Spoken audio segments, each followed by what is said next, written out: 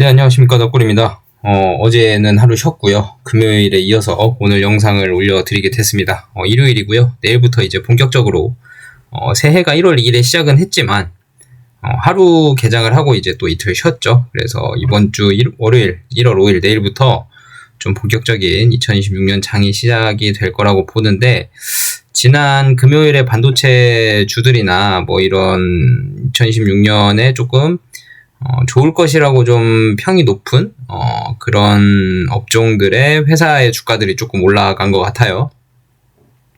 뭐 개인 투자자분들도 많이 들고 계시는 부분들이 많이 올라서 그나마 좀 다행이긴 하지만 지금 상당히 고평가 논란에 쌓여있는 종목들도 몇 개 보이고요. 이제는 실질적인 그런 테마성에 사로잡힌 그런 주식들이 과연 얼마나 그 수익이나 아니면 정말 이익 실현을 할지, 그게 좀 걱정이 되는 해가 되기도 할 것 같기도 해요. 올라가는 주식들이 계속 올라가진 않으니까요. 언젠간 조정이 또 오고, 그런 조정의 늪에서는 항상 고평가된 성장주 위주로 조정이 또 깊어지기 마련이기 때문에 글쎄요, 어제 1월 2일에 올라갔던 주식들이 과연 2026년 대세 상승으로 또 올라갈지, 아니면 잠깐의 상승을 뒤로 하고 조정을 받을지는 한번 지켜봐야 할 것 같습니다. 바이오주는 조금 조정을 받았죠. 반도체주나 뭐 여타 다른 좀 고성장 산업이라고 낙인 찍힌 주식들이 조금 올라가는 바람에 반도체주에 있는 수급이 좀 빠지긴 했어요.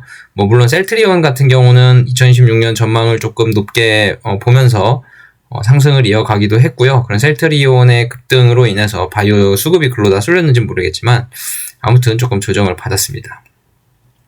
그래서 금요일날 출발할 때 그렇게 뭐 기분 좋게 출발하지는 못했죠. 뭐 하늘바이오 파마도 그렇고요. 다른 바이오 회사들도 소폭 조정을 받거나 아니면 뭐 1, 2% 정도의 상승을 보이는 회사들도 있긴 있었고요. 한번 지켜봐야 될 것 같습니다. 아무튼 지금 1월 내일부터 본격적인 장이 시작이 되는데, 지금 메인 화면에 나와 있는 거는 그 뱅크 오브 아메리카에서 그 2026년 투자 종목을 이제 커버리지를 좀 정리를 한 건데요. 이 중에 반가운 이름 이뮤노반트가 여기 바이라는 곳에 올라와 있습니다. 뭐 일라이릴리도 있고요. 브리스톨 마이어스 스킵, 뭐 BMS라고도 하죠. 그다음에 뭐 엑솜 테라피틱스, 뭐 그다음에 머크 뭐 이런 데 올라와 있고요. 그다음에 뭐 테바 테라피틱스도 있고 테바 파마슈티컬스도 있고요. 그다음에 뭐 되게 많죠. 유명한 회사들이 많이 있습니다. 재즈 파마슈티컬스도 있고요. 예, 유명한 데가 많더라고요. 그 중에 이제 이뮤노반트가 딱 떡하니 이름을 올렸습니다. 이거 알파벳 순으로 돼 있어서 뭐 순위가 중요한 건 아니고요. IMVT 이뮤노반트가 딱 올라와 있습니다. 뉴트럴에는 뭐가 있냐면 바이오헤이븐이라는 우리 경쟁사도 있고요. 존슨앤존슨도 지금 우리의 경쟁 니포칼리마비 있죠. 뉴트럴로 되어 있고요. 파이자도 뉴트럴로 되어 있고, 로이반트, 우리 이뮤노반트의 모회사죠. 로이반트도 뉴트럴, 중립으로 되어 있습니다. 로이반트 같은 경우는 이뮤노반트를 자회사로 두고 있지만 다른 회사들도 많기도 하고요. 그리고 지금 주가가 상당히 많이 올라와 있습니다. 그게 왜 그러냐면 다른 계열사의 약물이 지금 FDA 허가 승인 신청을 앞두고 있거든요. 그래서 주가가 상당히 많이 올라와 있는 상황이라서 그런지 뉴트럴 중립으로 되어 있고요. 언더퍼폼에는 뭐 하모니, 뭐 갈라파고스 뭐 이런 회사들이 있는데, 이런 회사들은 저도 잘 몰라서 아무튼 이렇게 돼 있습니다. 뉴트럴에 로이반트도 있다는 거 좀 참고를 좀 해주시고요. 오늘 말씀드릴 거는 엊그제 이제 금요일에 제가 류마티스 관절염에서도 관해가 가능할지에 대해서 상당히 보수적인 입장을 말씀을 드렸습니다. 뭐 저희들 입장에서는 다 잘 됐으면 좋겠지만 사실 질환마다 특성이 있는 거고요. 그거는 저희가 어쩔 수 없는 부분이고 객관적으로 또 설명을 해드려야겠기에 뭐 그레이브스병처럼 그렇게 드라마틱한 결과가 이어질 거다라고는 거의 생각지 않고 있습니다. 그런데도 불구하고 이제 ACPA 양성인 환자들에 대해서 충분히 그게 중점적인 환자의 질환이라면, 그러니까 환자 증상이 ACPA로 인한 항체로 인한 류마티스 증상의 발현이 문제였다면, 그게 문제인 환자들이라면 충분히 관해가 일어날 수는 있다. 하지만 이미 손상된 관절이나 뼈 같은 경우를 그 황치를 줄인다고 해서 다시 되살아나지 못하기 때문에 환자가 느끼는 그런 관해 관점에서는 조금 어려울 수 있지만, 그래도 통증이나 부종 정도는 좀 가라앉을 수 있다라는 부분을 좀 말씀을 드렸습니다. 류마티스 관절염이 사실 기대가 많이 됩니다. ACPA 양성이라는 것들에 대해서 존슨앤존슨에서 이미 그 개념 임상을 해놓은 상황이기 때문에 ACPA 양성인 부분에 대해서 FcRn 저해제가 충분히 효과가 있을 수 있다라는 것들을 확인을 해준 거기 때문에 충분히 가능성이 있다고 봅니다. 가능성이 있다고 보는데 과연 반응이 얼마나 나올지 그게 조금 문제죠. 반응률이 좋다면 ACR 20은 한 50%대 정도 나와주기만 한다면 ACR 50도 한 30%대 나와주고 ACR 70 같은 경우가 한 20%까지만 나와줘도 상당히 좋은 결과라고 좀 보여지는데 오픈라벨임을 감안해서 그 정도 이상이 나와준다면 상당히 고무적인 결과가 나올 거라고 예상이 됩니다. 만약에 그렇게 나와준다면 이뮤노반트의 시가총액은 상당히 드라마틱하게 올라갈 수 있을 것 같고요. 제 생각에는 거의 2배 이상이 갈 수도 있다라고 좀 보고 있거든요. 그 이유는 이제 오픈라벨 임상임에도 불구하고 만약에 긍정적인 효과를 발표를 한다면 그 뒤에 나오는 탑라인 결과 발표를 거의 따는 당상이라고 생각을 하고 주가가 미리 반영을 할 수 있거든요. 그리고 나머지 IMVT140 2번 파이프라인에 대한 그런 긍정적인 가치들이 미리 평가가 될 수 있습니다. 류마티스라는 어려운 질환, D2T-RA라는 어려운 질환에서 D2T-RA라는 질환 자체가 불응성 류마티스 관절염 환자이기 때문에 지금까지 나온 2-3개 치료제들을 다 치료를 받았음에도 불구하고 환자가 반응이 없던 환자들이거든요. 그런 어려운 환자들, 이런 다 요인이 복합적으로 작용하고 있는 환자들에게 효과가 있다는 것은 류마티스 관절염 환자들에게 상당히 반가운 소식일 수 있고요. 치료하는 의사들 입장에서도 추가적인 치료제가 나온 걸 상당히 반길 상황이 될 겁니다. 그렇기 때문에 나중에 추가적인 그런 류마티스 관절염 임상에 대한 성공에 대한 추가적인 프리미엄과 함께 다음에 나올 이제 그레이브스병 같은 경우는 더 기대감이 실리겠죠. 그죠? 그러니까 아마 류마티스 관절염 오픈라벨 임상 결과에 따라서 만약에 긍정적인 결과가 나와준다면 거의 시가총액이 2-3배가량은 바로 점프할 수 있을 정도의 상황이 될 것 같습니다. 그래도 부족하죠? 아제넥스의 시가총액을 따라잡기에는 아직도 멀었습니다. 근데 아제넥스의 시가총액이 사실 지금 한번 봐볼까요? 제가 지금 어플을 켜서 한번 보면 아제넥스의 시가총액을 보면 지금 74조 원으로 돼 있거든요. 옛날에 80조 원 가까이 가던 게 조금 빠졌네요.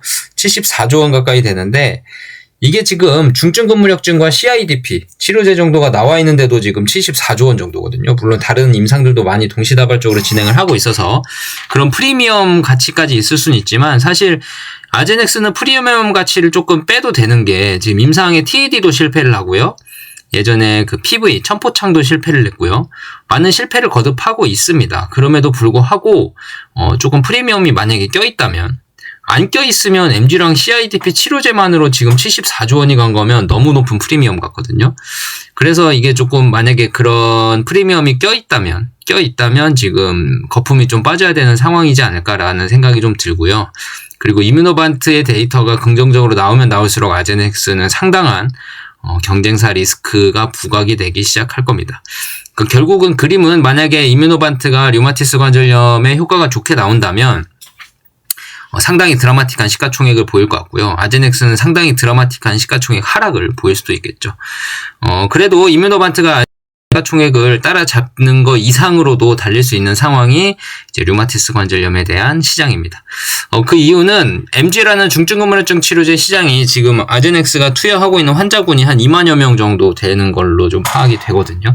2만여 명 정도로 되는데 작년, 재작년인가 만여 명이었어요. 근데 늘어서 지금 2만 명 정도 되는 건데, 그게 지금 74조잖아요. CIDP 환자는 그래봤자 한 5천 명에서 1만 명 정도 투여가 될 겁니다. 그러면 약 많아서 한 3만 명 정도 투여가 된 걸로 보이는데, 이 3만 명 정도의 투여로 74조 원 가까이 이제 시가총액이 올라간 건데, 지금 이뮤노반트 같은 경우는 D2T-RA 환자 수가 약 6, 7만여 명 되거든요. 그 중에 70%. 근데 사실 이게 점유율을 70%라고 얘기하는 게 의미가 없는 게 D2T-RA에 대한 치료제가 지금 없는 거잖아요. 그러니까 지금 D2T-RA라고 판명이 된 환자들은 지금까지 있는 치료제 한 2개에서 4개 정도를 썼는데도 반응이 없는 환자들이 D2T-RA로 분류가 된 건데, 그 분류가 된 환자들에 대한 치료제는 지금 없는 상황이잖아요. 없으니까 D2T-RA 환자라 그러는 거잖아요. 그러면 한 6만에서 7만여 명 정도의 북미에만 있는 환자들이 D2T-RA를 앓고 있는데, 그 환자들이 만약 이뮤노반트 약에 효과가 있다고 판명이 되면, 증명이 되면 D2T-RA 환자들에게 이제 투여를 할 거 아니에요. ACPA 양성인 환자들에 대해서는. 그게 한 6, 7만여 명 정도 될 수 있으니까 그 중에 뭐 70%의 점유율을 가져간다는 사실 말이 안 되죠. 뭐 100% 다 가져와야죠. D2T-RA 환자들이 뭐 다른 약이 안 든 환자들인데 다른 뭐 경쟁사 약물이 없기 때문에 이뮤노반트 약물을 만약에 FDA에 허가가 된다면 100% 다 가져올 수 있는 상황이 될 것 같고요. 근데 초기에 이제 진입하는 속도가 얼마나 빠르냐인데, 사실 그런 불응성 류마티스 관절염 환자들한테는 진입하는 속도도 아마 빠를 거로 보여집니다. 기존에 나온 치료제들이 워낙 안 되는 사람들이기 때문에 다른 치료제를 신속하게 찾고 있을 겁니다. 그래서 빠르게 투여가 돼도, 그러니까 어찌됐든 피크 세일즈 기준으로 따져본다면 6, 7만여 명 중에 한 80% 정도 가져간다 치면 좀 공격적으로요. 보통 한 첫 번째 퍼스트 클래스로 점유한 진입한 약물에 대한 점유율이 피크 세일즈 기준으로 한 70% 잡거든요. 근데 이제 류마티스 관절염은 불응성이기 때문에 피크 세일즈 기준으로 한 80% 잡아서 7만여 명의 80%면 5만 6천 명이거든요. 그러면 아제넥스가 지금 투여하고 있는 환자군의 거의 1.5배에서 2배 정도 됩니다. 그러면 환자 수 자체가 1.5배에서 2배 정도라면 지금의 아제넥스 시가총액은 사실 이뮤노반트가 역전하는 건 순식간이죠. 그렇죠? 류마티스 관절염만 패스가 된다면 이뮤노반트가 역전할 수 있는 시가총액은 상당히 빠를 겁니다. 아제넥스가 빨리 떨어질 수도 있고요. 그걸 이뮤노반트가 빨리 따라잡을 수 있는 상황이 될 겁니다. 그러니까 2026년에 이 류마티스 관절염 오픈라벨 임상이 상당히 의미 있는 임상이라는 걸 여러분들에게 한 번 더 강조를 드리고 싶습니다. 물론 저희의 기대감만큼 다 잘 될 거야는 안 되겠지만, 그래도 주주 입장에서, 그리고 과학적인 근거를 토대로 물론 그런 ACPA 양성인 환자들이 다른 다방면의 요인들을 같이 가지고 있는 환자들이면 치료가 쉽지 않겠지만, ACPA 양성인 이유만으로 그런 류마티스 관절염 환자로 판명된 사람도 분명히 있기 때문에 그 항체를 줄이지 못해서 지금까지 계속 지속적으로 통증을 이어오고 있는 환자들도 분명히 있을 거거든요. 그런 환자들한테서 만약에 효능이 있다면, 상당히 의미 있는 데이터를 보여준다면 이뮤노반트 입장에서는 아마도 올해가 지금 로이반트 아제넥스 시가총액을 따라잡는 초입 구간이지 않나 싶습니다. 지금 이뮤노반트 시가총액은 최근에 조금 빠졌죠. 그래서 7조 5천억이네요. 7조 5천억이고 우리가 지금 주주로 있는 한올바이오파마의 시가총액은 지금 42,600원 기준으로 2조 2천억 원입니다. 7조 5천억 원과 2조 2천억 원. 그러면 딱 3분의 1 가격이거든요. 너무 싸죠. 3분의 1 가격은 너무 쌉니다. 지금 뭐 바토클리마 반환이다 어찌다 뭐 이런 악재 비슷한 내용의 뉴스들 때문에 시장이 반대로 한번 반작용을 일으킨 이유로 회복을 하지 못하고 있어요. 지금 횡보를 하고 있습니다. 지금 뭔가 테마를 기다리든지 아니면 불확실성 해소를 기다리고 있는 주가의 흐름을 보이고 있는데, 과연 상승의 트리거가 어떻게 될지 TED 임상 결과 발표가 만약에 실패로 난다고 해도 얘가 위로 반응할지 아래로 반응할지는 한번 봐야 되거든요. 왜냐하면 누누이 말씀드렸지만 TED 임상 결과에 대한 실패나 바토클리마 반환이나 다 비슷한 이슈입니다. TED 임상을 실패하면 사실 단기간의 급락은 살짝 있을 수 있어요. 왜냐하면 FcRn 저해제에 대한 그런 의문감이 나올 수 있거든요. 근데 이게 뭐 실패할 확률을 제가 거의 퍼센트로 보자면 뭐 실패할 확률은 그렇게 높지 않을 걸로 봅니다. 구체적인 숫자로 제가 말씀드릴 수는 없어도 TED가 실패하진 않을 거예요. 물론 반응률이 얼마가 나오냐 이게 문제인 거지 실패는 안 할 겁니다. 실패는 안 할 거예요. 뭐 과학적으로 기전이 어느 정도 많이 밝혀진 상황이기 때문에 TED가 실패는 안 할 거고 성공은 하긴 할 건데 과연 반응률 자체가 태페자 80%보다 낮을 거라는 건 시장이 이미 다 알고 있고요. 근데 이게 80%보다 낮을 건데 60%를 넘을 거냐 70%를 넘을 거냐 뭐 이런 상황이거든요. 뭐 대부분의 주주분들은 60% 정도를 생각하시는 것 같아요. 60%만 되더라도 태페자를 투여받지 못하는 그런 부작용 리스크 대비, 그러니까 태페자의 청력 소실 부작용 리스크 대비 분명히 그러니까 태페자를 투여했을 때 사람이 청력을 소실낼 수 있습니다. 그래도 투여 받으시겠습니까? 라는 환자는 상당히 고통스럽고 힘든 환자들은 그렇게 하겠죠. 하지만 좀 경증이거나 이제 활동성 TED에 들어간 환자들은 사실 그럴 필요까지는 없거든요. 그런 시장들을 미리 타겟할 수가 있죠. 그레이브스병도 같이 컨트롤이 되는 상황이고요. 다시 한번 말씀드리지만 TED라는 갑상선 암병증 질환은 환자의 90%가 환자 수의 90%가 그레이브스병을 동시에 앓고 있기 때문에 바토클리맙 처방이 필수입니다. TED를 아무리 태페자로 치료한다고 해도 갑상선 호르몬 수치가 조절이 안 되기 때문에 또 다른 항갑상선 약물을 투여를 하든지 갑상선 수술을 하든지 방사선요법을 하든지 해야 되는데 수술이나 방사선요법은 요즘 최근에 한 10% 내지밖에 지금 실용적으로 거의 선택을 안 하고 있는 상황이기 때문에 항갑상선 약물을 먹어야 되는데 그 항갑상선 약물도 잘 드는 환자가 있고 잘 안 드는 환자가 있는데 잘 드는 환자마저도 나중에 재발률이 높아서 재발을 하고 나면 항갑상선 약물 양을 더 늘려야 되고요. 늘리면 또 부작용이 생겨요. 그렇기 때문에 그레이브스병에 대한 치료에 대한 니즈가 상당히 높은 상황인데 그 치료에 대한 니즈가 상당히 높은 질환과 TED라는 질환을 동시에 치료할 수 있는 약은 바토클리맙이 만약에 임상에 성공을 한다면 유일한 치료제가 될 것으로 지금 기대를 하고 있습니다. 이게 상당히 드라마틱한 효과예요. 왜냐하면 기존의 갑상선 호르몬 조절이 안 되는 환자들을 항체를 줄여서 동시에 TED와 갑상선 호르몬 조절에서 그레이브스병까지 다 잡는다는 건 지금까지 없던 치료 방법이고 없던 치료제거든요. 그리고 집에서 투여할 수 있는 피하 주사 제형이라는 장점이 있고요. 그렇기 때문에 상당히 효과적인 치료제로 자리를 잡을 수 있습니다. 그러니까 만약에 TED가 성공을 한다면 이뮤노반트는 생각이 많을 겁니다. 이걸 한올에 줘야 될지 아니면 상업화를 해야 될지 그냥 묵혀둘 수는 없을 거예요. 상업화 이런 드라마틱한 치료제가 나왔는데도 IMVT1402로 우리 밀고 갈 거야. 근데 우리 바토클리맙 상업화 안 하고 그냥 묵혀둘게는 아마 쉽지 않을 겁니다. 왜냐하면 중증근무력증일 때 그랬잖아요. 그거는 근데 사실 아제넥스라는 경쟁약이 있기 때문에 물론 상업화를 해도 돼요. 해도 되지만 아제넥스 약이 워낙 자리를 잘 잡고 있고 그거를 이길 만큼의 상업화를 한다 그래서 투여되는 비용이 너무 많은데 그거를 이길 만큼의 사업 수완으로 돌아올 거냐 그거는 좀 어려울 거라고 판단이 됐기 때문에 중증근무력증은 상업화를 안 한 거고 한올바이오파마 입장에서도 그래 그거는 오케이 이해한다라는 생각이었을 거거든요.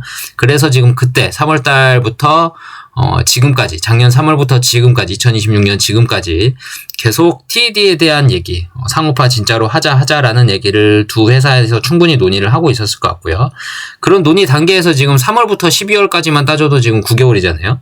그 9개월 동안 TED 상업화를 하자 안 하자라는 논의를 했을 거고 그리고 MG 중증근무력증 어떻게 할 거야 라는 얘기도 했을 겁니다. 그런 와중에 이제 반환을 한 해 만에 얘기가 나왔을 거고요. 그래서 이뮤노반트가 바토클리맙의 일부 권한을 반환을 검토 중이다라는 것들이 이제 MG나 CIDP 쪽에서는 나올 수 있습니다. 충분히. 그럴 상황이라서 MG는 좀 반환을 받더라도 오케이다. 사실 투여되는 비용 대비 돌아오는 수완이 많지 않을 수 있기 때문에 아제넥스가 워낙 자리를 잘 잡고 있어서 같은 FcRn 저해제로서 치고 들어갈 그런 상황이 안 되기 때문에 상당히 어려운 상황이었고 물론 부작용에 대한 이슈도 있었기 때문에 아제넥스의 틈을 비집고 들어가긴 더 힘들었겠죠. 바토클리맙에 대한 부작용의 이슈가 있었기 때문에요. 근데 TED는 지금 상황이 많이 다르거든요. TED는 아제넥스가 지금 12월 중순쯤에 포기를 해버렸고요. 임상을 중단을 해버렸습니다.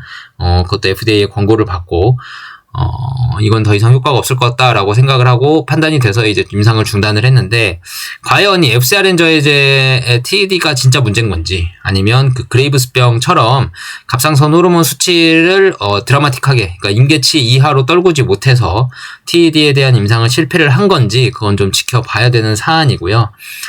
만약에 그게 FcRn 저해제에 대한 문제였다면 사실 글쎄요.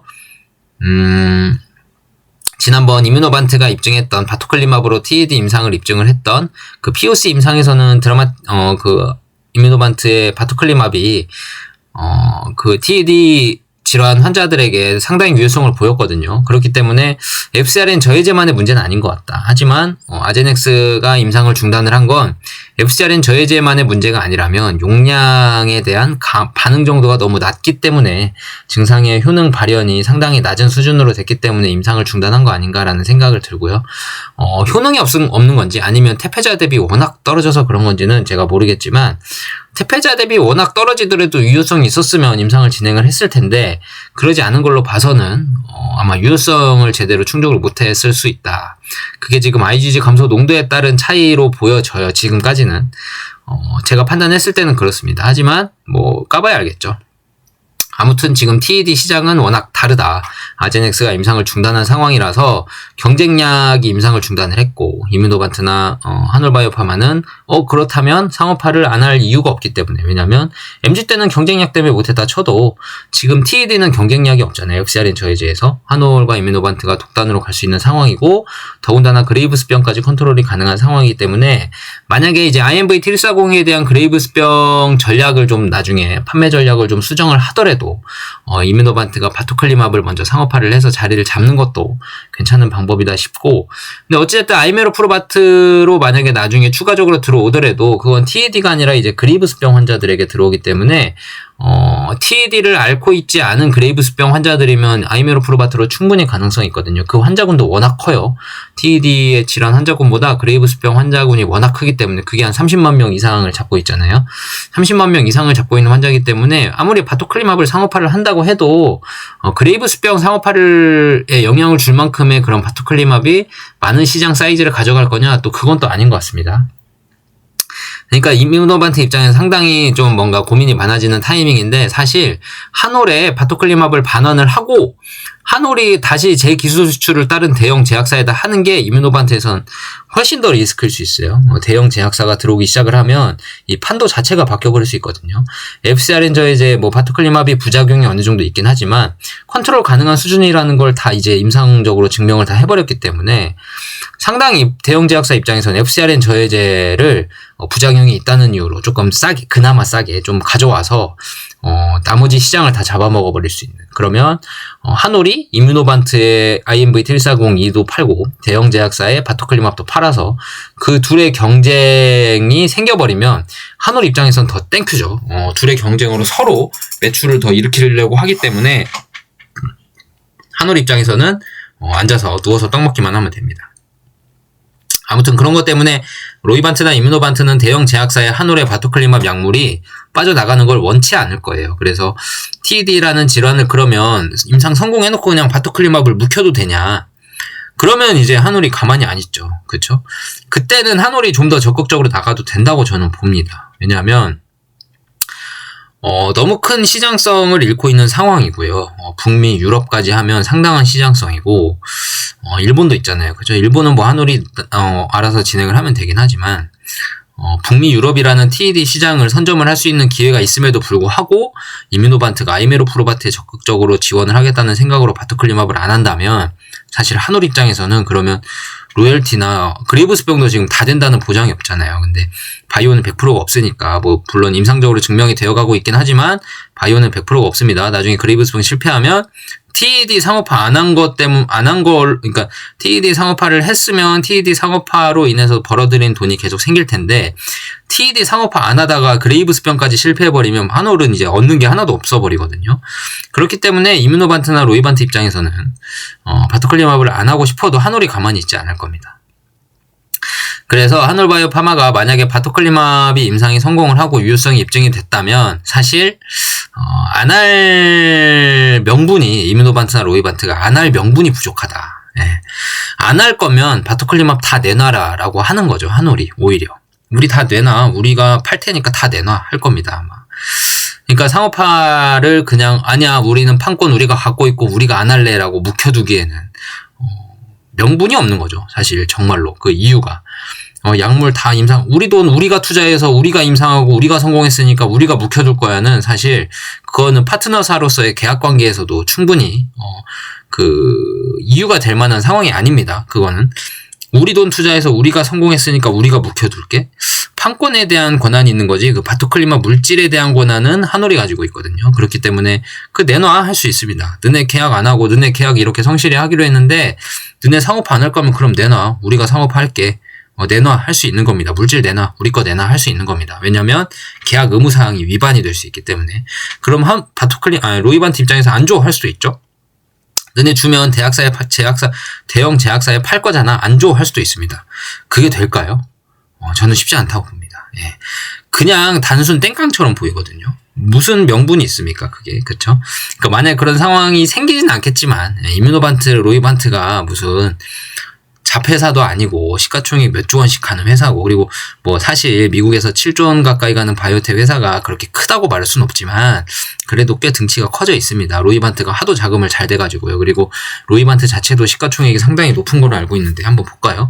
로이반트 시가총액은 오늘 기준으로 장바감 21조 원이네요. 상당히 크네요. 거의 두 개 회사 합치면 30조 원 규모입니다. 이런 30조 원 규모의 회사가 우리의 전략 때문에 상대방 물질 하나를 그냥 묵혀버린다?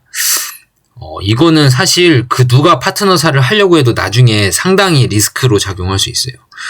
성공을 하고 좋은 약물 나오면 우리 약 묻혀버리겠구나라는 기업 이미지가 생길 수 있거든요. 그러니까 로이반트나 이뮤노반트가 무슨 동네 조그만한 구멍가게도 아니고 그렇게 무대포로 판단하지는 않을 것 같고요. 한올과의 파트너사 관계를 유지해 나가면서 본인들도 전략적인 관계를 유지해 나가려면 지난번에 제가 가장 좋은 윈윈 시나리오라고 말씀을 드렸던 로이반트나 이뮤노반트도 윈을 하고 한올도 윈을 할 수 있는 뭔가 계약 관계에서 제3의 기술 수출을 하면서 이뮤노반트나 로이반트도 조금 더 로열티를 가져갈 수 있는 이런 상황이 생기면 가장 윈윈인 상황이 될 것 같고요. 물론 그렇다면 마일스톤이나 로열티 다 줘야죠. 그죠? 당연히 줘야 됩니다. 한올 입장에서는 손해를 볼 수가 없어요. 그러니까 로열티를 예를 들어서 15% 계약을 했다. 근데 우리 이뮤노반트에서 2% 줘야 되니까 우리 13%만 가져갈게. 이건 안 될 겁니다. 차라리 대형 제약사의 제3의 기술 수출을 할 때는 한올바이오파마 15% 주기로 했습니다. 15% 주기로 했는데 우리 3상 성공한 약물이니까 우리 한올바이오파마 20% 주시고 이뮤노반트나 로이반트도 돈 많이 썼기 때문에 한 3%나 5%라도 주세요라고 해서 제3의 기술 수출을 할 수도 있습니다. 대형 제약사 입장에서는 땡큐입니다. 바토클리마블 로이반트 TED라는 시장을 테페자의 시장을 대부분 가져올 수도 있을 것 같기도 하고요. 왜냐하면 안정적이고 약물이 부작용이 안정적이고 관리가 가능하고 그리고 그레이브스병까지 컨트롤이 가능하기 때문에 충분히 매력적인 시장이고요. 그로 인해서 임상 3상까지 성공을 한 약물이라면 충분히 갑 중에 갑이 한올과 로이반트가 될 수 있는 상황이 될 것 같습니다. 그리고 대형 제약사 입장에서는 리스크가 없는 약물을 사오는 거기 때문에 FDA 승인 신청만 하면 나중에 팔기만 하면 되기 때문에 마케팅 하면 할수록 더 많이 팔릴 약물이라고 생각이 되기 때문에 왜냐하면 말씀드린 대로 그레이브스병까지 컨트롤이 가능하기 때문에 그런 것들을 따지면 충분히 제3의 기술 수출을 하더라도 충분히 가능성이 있다라고 보여지고요. 그 판단이 과연 언제 나올까요? 그러면 그렇죠. 올해 상반기 안에 나오겠죠. 6개월 정도만 기다리시면 됩니다. 이게 왜 사람들이 주식에서 크게 못 먹냐? 기다리질 못해서예요. 못 기다려서 그렇습니다. 기다리는 사람에게는 충분히 먹을 수 있는 기회가 있습니다. 주식은 머리로 하는 게 아니라 머리로는 이해는 하죠. 지금 다 이해는 하셨잖아요. 그죠? 이해를 했으면 이제 투자는 뭘로 하는 거예요? 엉덩이로 하는 겁니다. 누가 더 오래 잘 모아서 오래 버티고 있느냐의 싸움입니다. 최근에 이제 한올바이오파마의 주가가 옆으로 기고 있는 거는 사실 불확실성이 해소된 것도 없고 호재가 나온 것도 없고 TED라는 바토클리마브의 질환이 반대 방향으로 반응을 하긴 했는데 그 반대 방향으로 반응을 한 것도 다 알고 있을 거 아니에요? 다 알고 있고 근데 올라가긴 올라가야 되는데 올라갈 거리가 없고 올라갈 거리만 생기면 바로 튈 것 같은데 그 거리가 과연 바토클리마브 상호파에 대한 불확실성 해소가 될지 아니면 TED 임상 성공이 될지 아니면 류마티스 오픈라벨 데이터 임상 성공이 될지 아니면 뭐 CLE 루푸스가 될지. 근데 류마티스가 가장 빠를 거라고 예상이 되기 때문에 류마티스 관절염에 대한 데이터 발표가 상당히 기다려지는 사유고요. 뭐 1분기 3월달까지는 좀 날 것 같긴 한데 그게 만약에 안 난다면 4월달 정도면 날 것 같고요. 4월달 길어도 5월달 안에 날 겁니다. 5월달에는 날 거고 TED 같은 경우는 1월달 안에 거의 발표가 될 걸로 보여지는데 과연 1월달 안까지 누가 얼마나 더 잘 들고 갈 수 있을지 그게 좀 더 의문이고 지금 뭐 박스권이다 하면서 뭐 42,000원을 사고 44,000원에서 팔고 뭐 이러신 분들 계실 텐데 그러다 버스 놓칩니다. 제가 뭐라 그러죠? 주식 투자 경험이나 아니면 그런 게 짧지만 아무래도 옆에서 뭐 단타 치시는 분들을 이렇게 보더라도 올라타는 거 잘 그렇게 박스권이나 아니면 트레이딩 하다가 잘 올라타는 사람 한 명도 못 봤어요. 그렇기 때문에 모아서 기다리는 사람이 조금 더 나중에 더 유리하지 않겠냐, 성공의 확률이 높아지지 않겠냐라는 생각이 들고요. 뱅크 오브 아메리카가 조그만 회사는 아니잖아요. 조그만 회사는 아닌데 이렇게 IMVT를 바이라는 커버리지로 게시를 한 건 상당히 이유가 있을 거로 보여집니다. 올해 상당히 기대가 되는 주식 중에 하나가 될 것 같고요. 류마티스 관절염 오픈라벨이 성공을 한다면 정말 드라마틱한 상승이 있을 수 있습니다. 물론 성공의 확률이 얼마나 될지는 모르겠고 사실 오픈라벨 임상이기 때문에 로이반트 입장이나 유미노반트 입장도 상당히 조심스러워요. 이게 과연 성공을 할지 그런 심리적인 효과 때문에 성공한 것처럼 보여지진 않을지 위약 효과가 너무 높아서 위약에 대한 기대감이 너무 높아서 유효성 입증이 가능할지 그것도 좀 의문입니다. 그래서 오픈라벨의 임상 데이터 결과를 좀 봐야겠고요. 그래서 한 ACR20이 한 50% 이상만 나와주더라도 상당히 좋은 데이터가 되기 때문에 그 50% 이상이 사실 너무 어려워요. 어려운 임상 데이터입니다. ACR20을 50% 가까이 나온다는 게 상당히 어려운 데이터입니다. 하지만 ACP 양성이라는 충분한 그런 존슨앤존슨 니포칼리마브로 임상이 입증이 된 경우이기 때문에 그래도 좀 더 기대감을 실어보는 거고요. 열심히 모아서 기다리는 상황이 될 수밖에 없을 것 같습니다. 그래서 1월 말까지는 그래도 언제 발표가 나도 이상한 상황은 아니다. 그래서 내일 당장이라도 이뮤노반트가 공지로 TED 임상 유효성 확인이라고만 나오더라도 이상한 상황이 아니거든요. 그래서 글쎄요, 이게 언제 나올지 모르니까 저는 이제 현금 보유를 거의 안 하고 있고 대부분의 현금이 투자가 다 되어 있고요. 지금 이 상황이 아니더라도 저는 항상 투자가 되어 있거든요. 다른 종목이든 어디든. 그렇기 때문에 여러분들의 투자 철학은 어떠신지 모르겠지만 저는 넣어놓고 기다리는 스타일이라서 좀 제가 뭐 얼마나 비싸게 살지 싸게 살지는 아무도 모르잖아요. 주식은 이제 단기적으로는 그런 감정적인 거에 많이 왔다 갔다 하기 때문에 뭐 쌀 때만 사겠다는 사실 너무 욕심이고요. 비쌀 때도 사고 쌀 때도 사고 하다 보면 어느 정도 가격이 대충 맞춰집니다. 그러고 나서 이제 묵묵히 기다리다 보면 좋은 소식이 있으면 이제 또 반응을 하겠죠. 이번 주부터 이제 또 시작이네요. 내일부터 다시 시작이고 5일 내내 연장 장이 열리게 됩니다. 과연 이번 주 내에는 뭐 발표를 할지 안 할지 모르겠습니다만 하루하루 시간이 갈수록 한올바이오파마와 이뮤노반트가 TED 바토클리마 임상 데이터를 발표하는 날은 하루하루 다가오는 것과 같고요. 1월달 안에는 유효성 입증에 대해서 결과 발표가 나올 것 같습니다. 뭐 세부 데이터는 아니더라도 유효하다 아니면 뭐 실패했다 이 정도는 나올 것 같으니까요. 여러분들 한번 기다려 보시고요.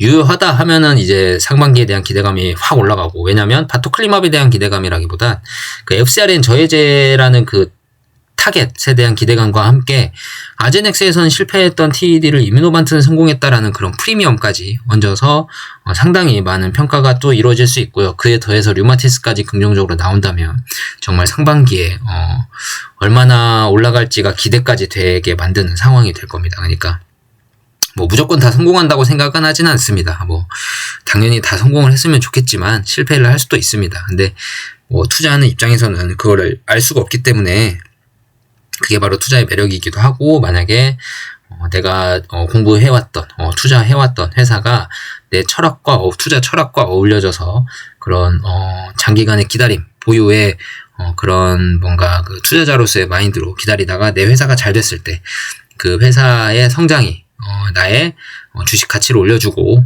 그 과실을 모두가 노릴 수 있는 그런 상황이 되었으면 좋겠습니다. 만약에 뭐 잘 된다면 한올바이오파마도 팬덤이 아마 형성이 될 거고요.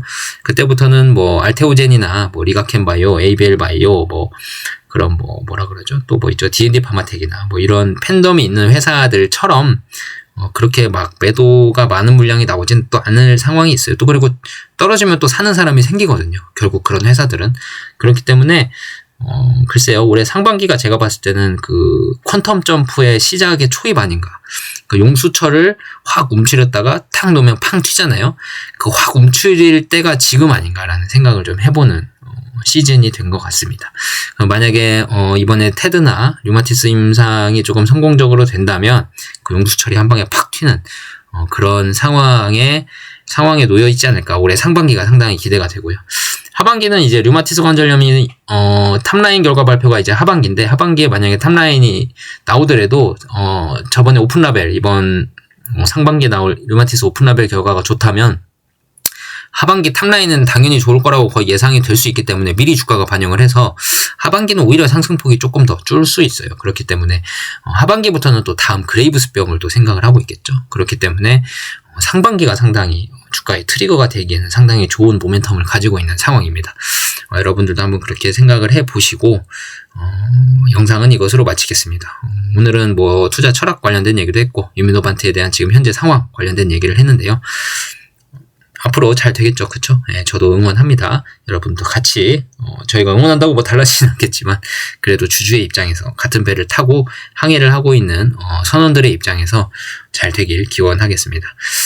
좋아요, 구독하기 꼭꼭 눌러주시고요. 댓글 편하게 달아주십시오. 너무너무 감사드린다는 말씀 한마디가 저에겐 힘이 됩니다. 편하게 달아주시고 좋아요, 구독하기 눌러주시면 감사하겠습니다. 내일 또 장에서 뵙도록 하겠습니다. 감사합니다.